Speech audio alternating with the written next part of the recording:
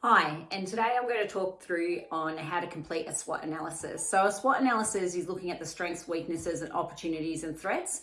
So at the beginning of any Alex design session, I like to have a look at that and just jot down some key things that are strengths. What are the strengths of the course? What are the weaknesses? What can you do better? Where are the opportunities? Look at the weaknesses and how can you turn those into opportunities through your design, and look at the threats and how that can impact your course moving forward.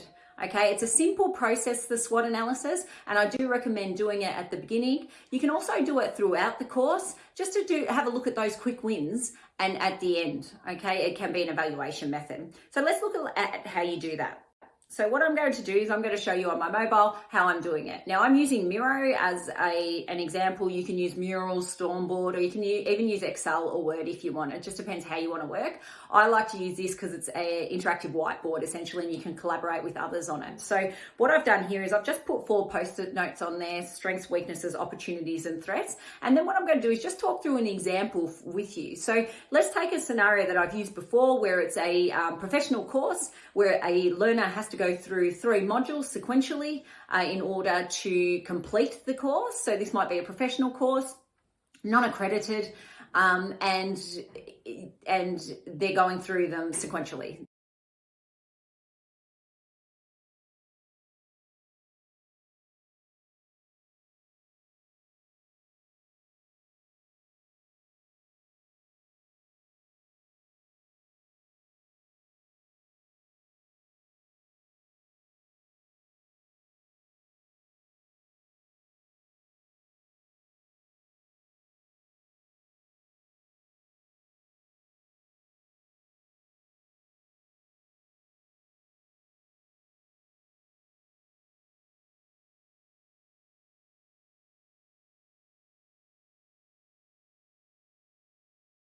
So let's have a look at what that looks like in Miro.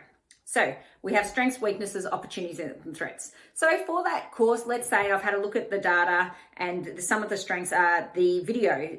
Video has good engagement. So that's something that I say, okay, the videos are good, I'm going to keep those. Okay, so have a look at what is it that's good about them. Okay, and maybe they're good, linked to relevant for the learner. They're learning practical skills. It makes sense for them. Okay, I've had a look at the data as well, let's say, and there's 90% completion on quizzes. So that's a strength as well. So quiz completion. Now you can look at reasons behind all this as well, but it's about just jotting down what you're noticing in the course. Okay, so quiz completion is a strength as well. So let's have a look at weaknesses. So it could be because it's self-paced and it's asynchronous, there's no synchronous sessions. So you may feel that, hang on, I'm not building a sense of community and there's no discussion forum post or minimal. So maybe no synchronous session is a weakness. So I'm going to pop that over there. And then as I just alluded to, so let's say lack of participation in a discussion forum. So I'm just going to duplicate that, and I will say lack participation in forum. And then you could look at maybe assessment. Is there diversity in the assessment? What other weaknesses are there? I'm just going to do a brief overview today.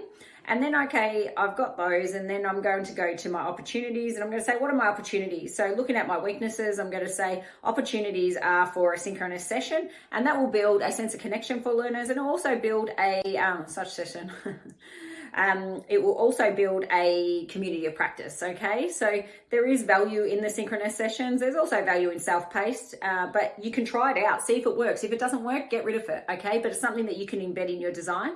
The other opportunity that you may have is linking to industry. Let's say you're looking at your weaknesses and lack of participation. Maybe it's because of your discussion forums, so your posts. So let's have a look at that, and I'm going to say link to industry. Let's say they weren't linked to industry, and I'm just doing that as an example. Okay, and then threats. You might say, okay, what is a threat? So what's going to impact your course moving forward?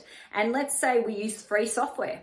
Okay, so free software can be a threat because it can change at any time. The other thing is, where is that data stored? Also, what's the authenticity of the software that you're using? Is it linked to the real world that they're going to use?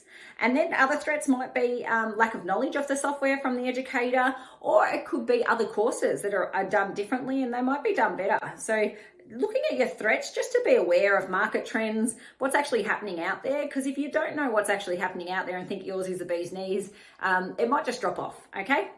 So now a SWOT analysis is only as good as what you do with it, okay? So then I like to go, okay, I've got these strengths, weaknesses, opportunities, and threats. What am I going to focus on in my design moving forward? And in this instance, I'm going to look at my opportunities and I'm going to highlight the synchronous session there. What we can do is we can simply change the color of it, and I'm going to change it to green. Just to say that's what I'm going to do. Lack of participation in forum, I'm going to have a look at that as well, because I think that's something that you can embed in your design quite easily. It's a quick win. We're going to highlight that. And look at the threat of free software. If I'm using free software, look at what software it is and how that might be a threat to the next course. Okay, so they're little quick wins that I can do into embedding my design moving forward. Again, SWOT analysis is only as good as what you do with it.